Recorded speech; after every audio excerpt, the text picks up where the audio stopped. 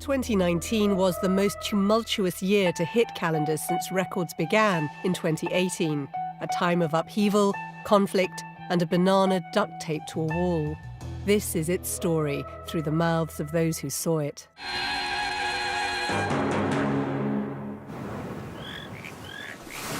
Standing here in the English countryside, it may not seem obvious, but we are facing a man-made disaster on a global scale.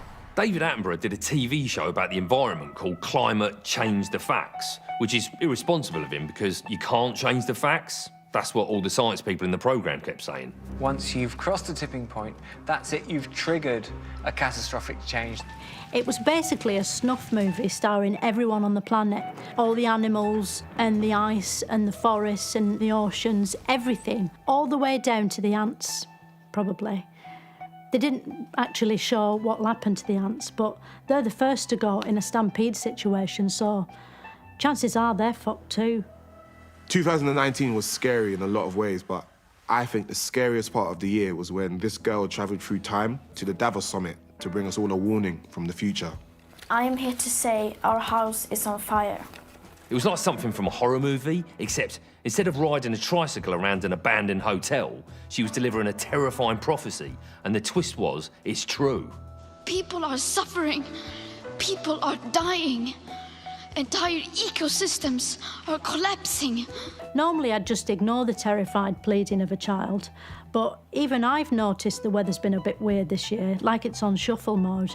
1 minute it was colder than ever, and then it was wetter than ever, then it was hotter than ever. At one point, the Amazon caught fire, which must have been a real blow to those people trying to chop it down.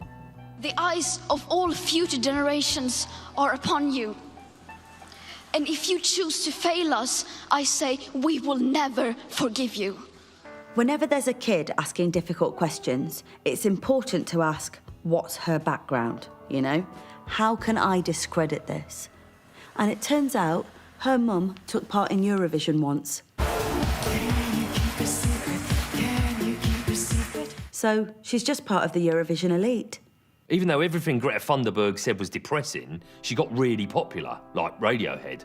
And soon she was on tour, hanging out on yachts and meeting Hollywood stars. And because she was making everybody focus on this massive threat to human civilization, some people got annoyed she was taking attention away from more important things, like themselves. No, I think she needs to get back to school and shut up. Grown men taking the piss out of a 16-year-old girl sounds cowardly, but when you think about what massive wankers it made them seem to literally everyone, it's an act of extreme heroism in a way. A bit like being a first responder rushing selflessly into the Twin Towers, but the cunts version of that. They'll probably make a movie about her life. Don't know what the overall story will be, but because she's a Swedish schoolgirl that middle-aged men seem to hate, it'll basically be the opposite of the last 40 or so Woody Allen films. Here, school children across the UK have been taking part in a day of protests calling for action on climate change. We have to do something to save the planet. This is what democracy looks like. It was a strange feeling seeing all these tiny children marching to demand a future. It filled me with despair, but it also made me quite broody, and now I can't wait to have a frightened little baby. The kids say all they want is a future, which is fine. But a few years ago, they said all they wanted was a fidget spinner. Make up your fucking minds. It's one craze after another with them. They'll be into something else in a few years, like fighting for water or something. The kids weren't the only ones protesting. There were these Extinction Rebel Lion people as well who took over bits of London. It's a good cause, but it did look like the whitest carnival ever. At one point, they stopped people using the tube. A lot of people said the protesters shouldn't have targeted public transport because it's one of the most environmentally friendly ways of travelling. It's stopping an electric train. It's electric. But sometimes in a protest, it's important to do things that make absolutely no fucking sense and alienate everyone. The thing with climate change is it's hard to know what to think. You've got half the world's scientists saying one thing and the other half completely agreeing with them. So it's all just their opinion. If we all ate less meat, that would help. I'm fully vegan now, apart from the odd bit of cheese and chorizo and bovril.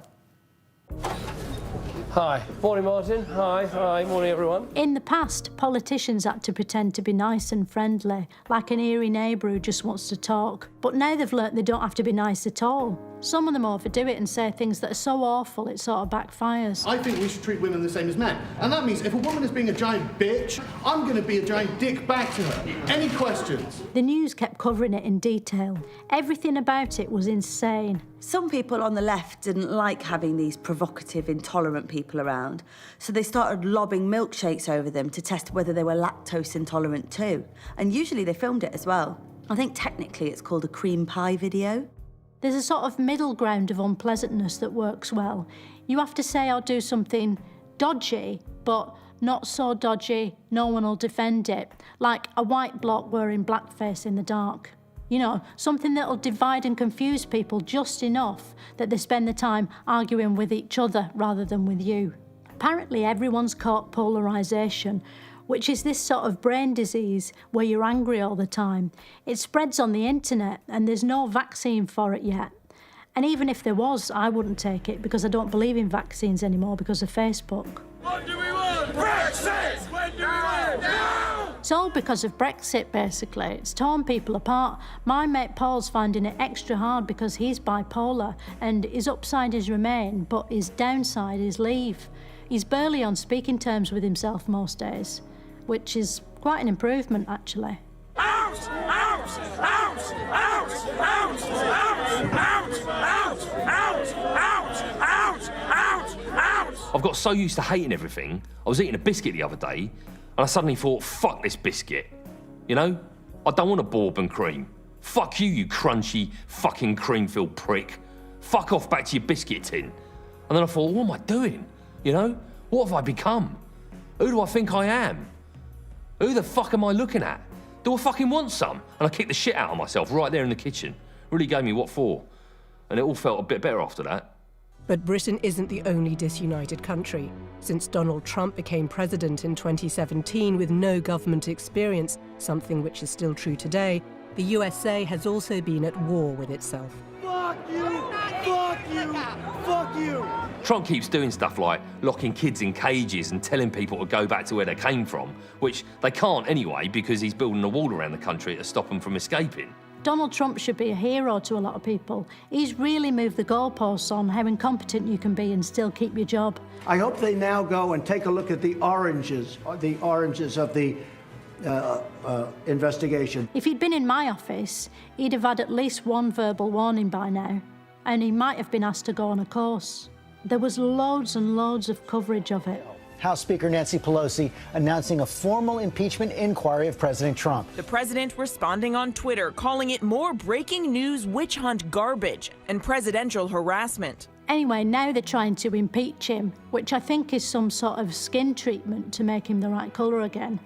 The last president who got impeached was Bill Clinton, who had to resign and was never seen or heard of again. But then Clinton's crimes were unforgivable, like doing hand and mouth stuff with a lady who wasn't his wife. I don't know what Trump's accused of, but I'd be amazed if he's ever done something as bad as that. Anyway, it's not just in Britain and America. Everywhere on the planet's totally polarised, except for the North and South Pole. And that's only because penguins haven't got broadband, so they're not on social media yet. I'm calling you a liar right now. Don't get me wrong, all this constant modern hate is good fun, but it's knackering after a while. All my frowning muscles are worn out, my throat's raw from shouting. Some mornings I can barely shake a fist. I think what I need is a bit of a break, maybe tone it down for a weekend, spend it just slightly resenting things. I need to recharge my batteries because in 2020, I'm hoping to hate the fucking shit out of everything that moves. Throughout 2019, entertainment helped provide a little respite from our troubled world. One of my favourite movie moments of 2019 was when they remade The Lion King, because they got rid of those stupid cartoon drawings everybody hated so much in the first one and did it properly, using real lions. It was really impressive. If you think about how long it takes to do a David Attenborough, where the cameraman has to hide in a bush for 2 years just to film a chinchilla having a shit, to have to wait until the lions were doing the exact same thing as the cartoon lions in the original, like a shot-for-shot remake, Must have taken forever. I mean, the chances of getting even one shot remote. Some people said that it wasn't very good because they couldn't tell one lion from another, which is sort of lion racism, really. And they complained the real lions weren't as expressive as the cartoon lions. But that's not real lions' fault. For one thing, they've never been to acting school. They're just not given those opportunities. And for another thing, that's just how lions' faces work. They don't have emotion muscles. And anyway, they made up for it with all their lovely singing. Hakuna Matata. Hakuna Matata.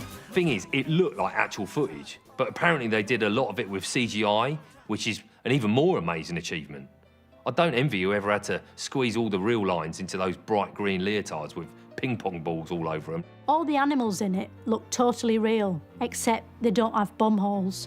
So when they eat food, they can't get it out afterwards. They must just keep swelling and swelling until they burst all up the walls of that computer universe they're in. The good thing is now we've got backup copies of all these animals, so when the environment goes to shit and all the real ones die, we can still go to the zoo in VR. Literally, the only difference is going to be the bum holes, and I can live with that. Quentin Gabicino made a new version of that film he does. It was called Once Upon a Time in Hollywood.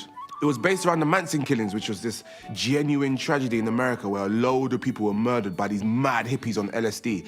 And it explored that by concentrating on two blokes who weren't there and didn't exist. One of the murder victims was Sharon Tate. It really brought her life back to life. Like, you saw how she might have gone shopping or sort of walked about or lived next door to these two more interesting men. Before the film, I didn't know anything about Sharon Tate, but afterwards, I knew even less, which is good because it means it kept a respectful distance. You know, leave Sharon Tate alone. She's dead, except in this, where she's still alive, just standing around looking pretty in the background, not really saying much, which is what she would have wanted. Well, it might be, we'll never know. So it might as well be what she would have wanted. I mean, at least she's still working. Some people got upset because Sharon Tate doesn't get much dialogue, but there's others who have a worse time. Like, even though the whole thing was Charles Manson's idea, he's totally overlooked. He's in one scene and he has about 2 lines. So he's the real victim here. There was this sort of film thing called Joker. It was like a dark origin story about the actual Joker off of playing cards. That's the one card no one wants. No one even plays with it, which is probably why I felt all left behind and angry. So in many ways, it was like a sort of dark reboot of Play Your Cards Right, but with Robert De Niro instead of Bruce Forsyth. It's actually set about 40 years ago, before superhero movies were popular, which is why no one in it has heard of the Joker yet. It's quite controversial, like Joaquin Phoenix is totally appropriating clown culture in it. There's whole scenes where he's in whiteface. I mean, I know it was a different time when they shot it in 1981, but he must be mortified it's resurfaced now. He'll probably never get cast in anything ever again. The film contains, quote, brutal violence and overall bad vibes. Even though it's a sort of superhero film with a clown in it, it's not for kids. I mean, if I wanted my kids to watch one man's painful descent into total grinding despair, I'd still be living at home. Just before the film came out, the news in America was full of these concerned reports read out by frowning, handsome people, going on and on about how it might inspire a massacre, a bit like they secretly wanted that to happen. Tonight, amidst concern that the new Joker movie could be used as an excuse for a mass shooting. To be fair, in America, you don't have to go to the movies to see a mass shooting anyway. You can just look out the window, or go to a shopping mall, or a school, or a church, or a restaurant, or to your own workplace, or a nightclub, or an ice rink. Actually, have they done one in an ice rink yet? You could just keep me saying that in anyway, because they will have by the time this goes out. The convicted sex offender Jeffrey Epstein, once a friend of presidents and British royalty, is found dead in his prison cell in New York. Jeffrey Epstein was this billionaire who was into sex with trafficked underage girls. And he had lots of powerful friends like Donald Trump and Bill Clinton and Prince Andrew. Anyway, this year Epstein died in a freak necktie accident while one of his prison guards was blinking for too long. And his friendship with Prince Andrew was on everyone's mind again. So Andrew figured he should go on TV and just draw a line under the whole thing. with a great big highlighter pen. It was like this one-off episode of Mastermind where his specialist subject was a dead paedophile. And even though he knew loads about the bloke, everyone seemed to think he got a lot of the answers wrong. You've been on his private plane. Yes. You've been to stay on his private island. Yes. You've stayed at his home in Palm Beach. Yes. It was a really clever format. He had to think up hilarious alibis, and Emily Maitlis had to just try not to piss herself or stand up and lamp him. I was at home. I was with the children. I'd taken Beatrice to a Pizza Express in Woking. One of his alibis was that he'd been in a Pizza Express in Woking at the time, which is fair enough because I'm sure that would be extremely memorable to him. Maybe he had some vouchers that were about to expire that day.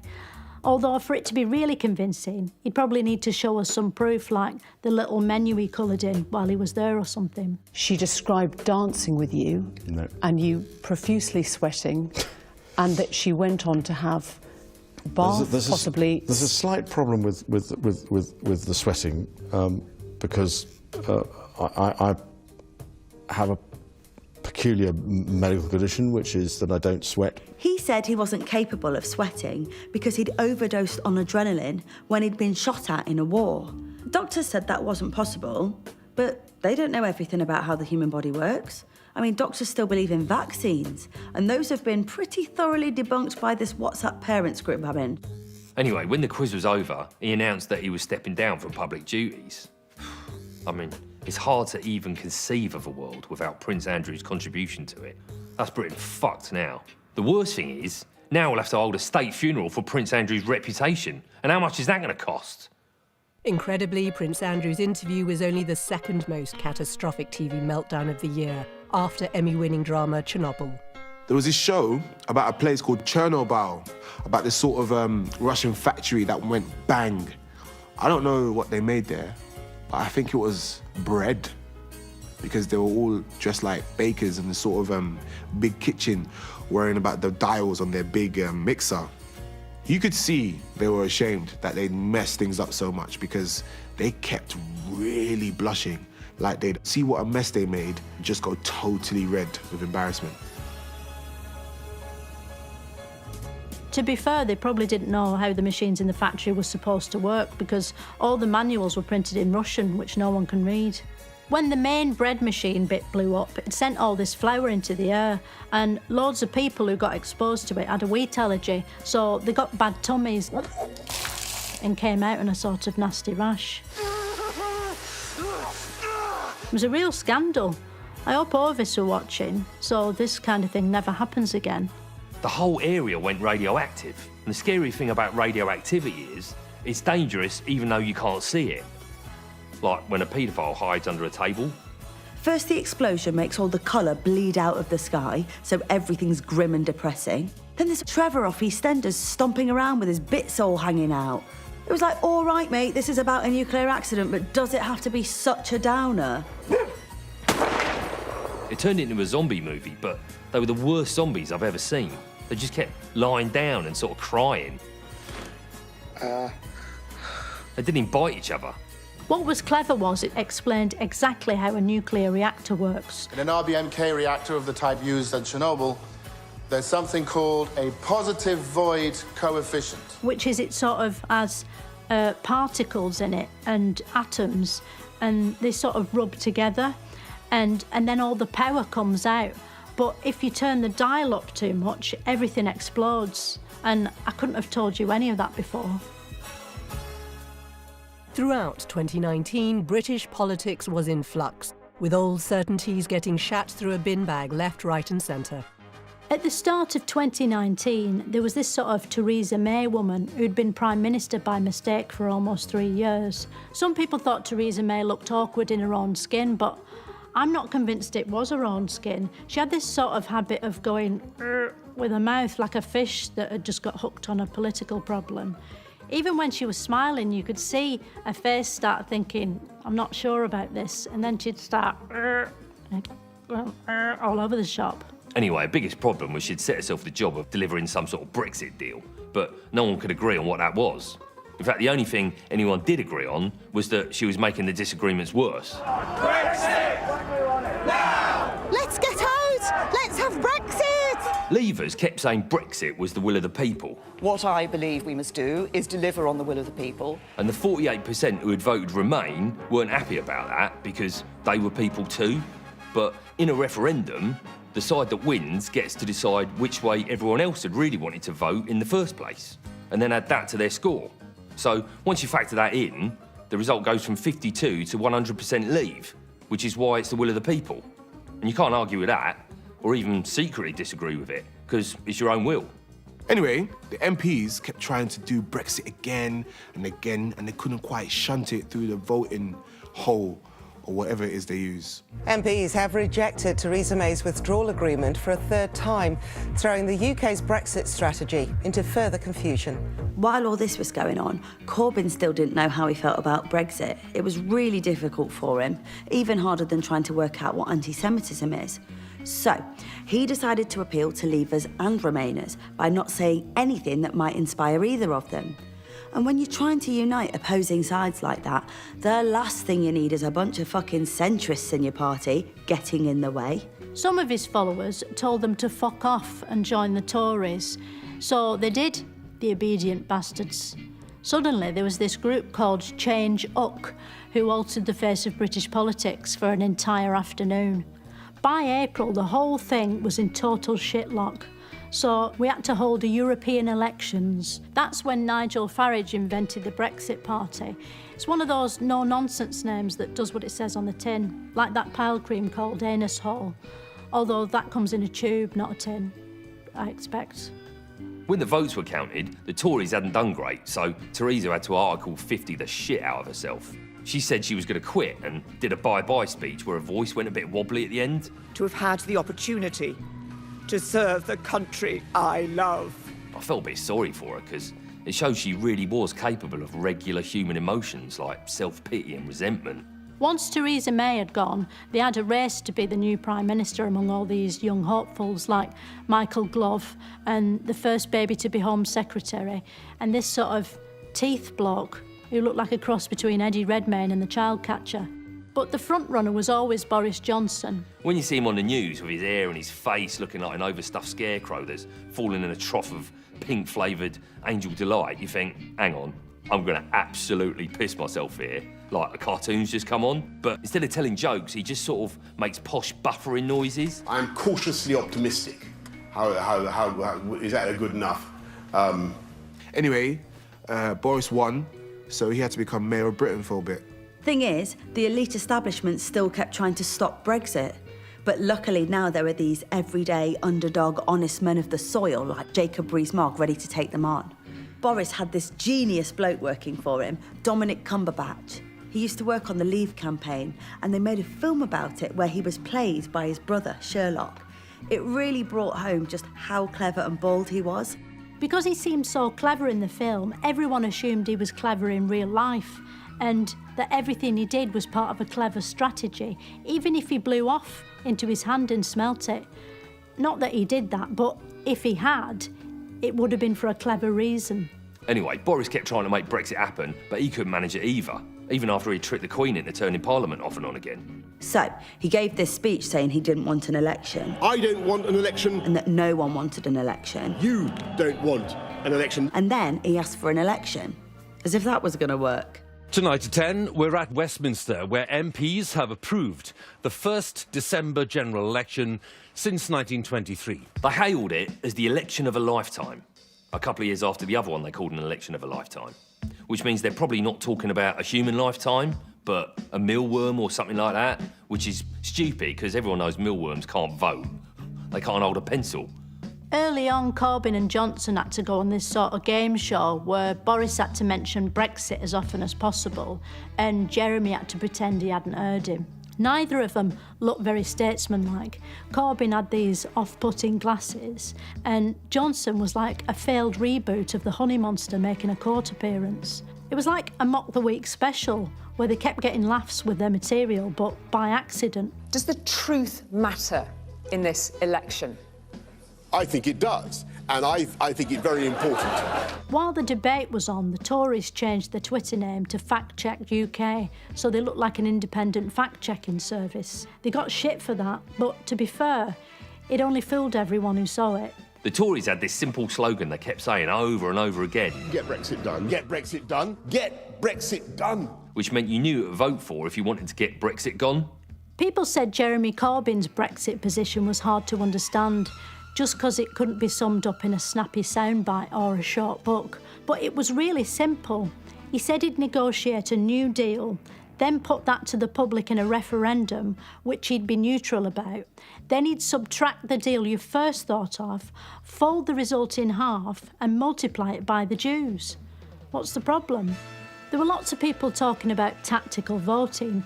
To vote tactically, you had to ignore who you wanted to vote for and instead vote Lib Dem, which is short for the Liberal Dems. They're this sort of middle filler party that used to be run by the world's oldest Doctor Who, Winch Cable, until he regenerated into this Girl Guide leader called Joe from Swindon. The Tories had the right-wing press on their side, but Jeremy Corbyn had momentum behind him, which was ironic.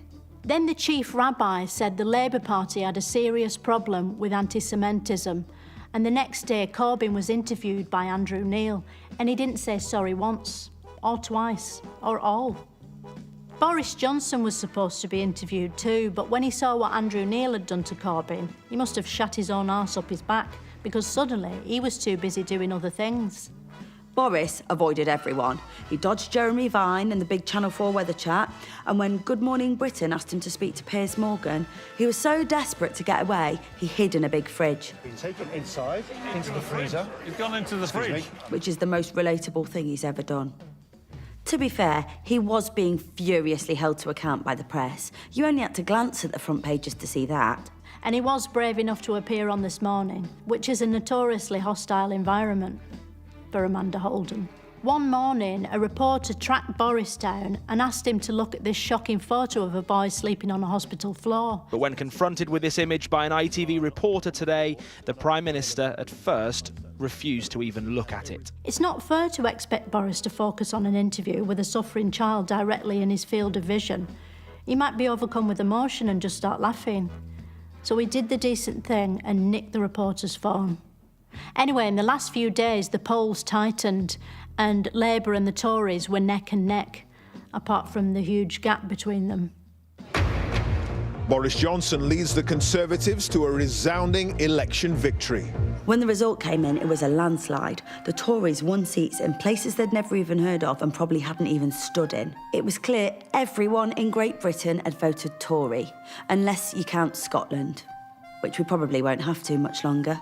People said Corbyn couldn't win an election if he tried, which wasn't completely fair because it turned out he couldn't win 2 elections if he tried. I will not lead the party in any future general election campaign. Corbyn said he'll step down next year. He'll probably go back to his allotment and alienate some sprouts. Then Boris stood outside his palace and said he wanted everyone in Britain to forget their differences and come together, be they Leaver or Remainer, Letterbox or Bumboy. I urge everyone to find closure and to let the healing begin. It's a lot of power for someone like him, but I'm sure it'll be fine. He'll probably look after us like we were his own children. This Time with Alan Partridge is streaming on iPlayer, so don't wait another moment. Alternatively, you can stay with us because Mock the Week is here next.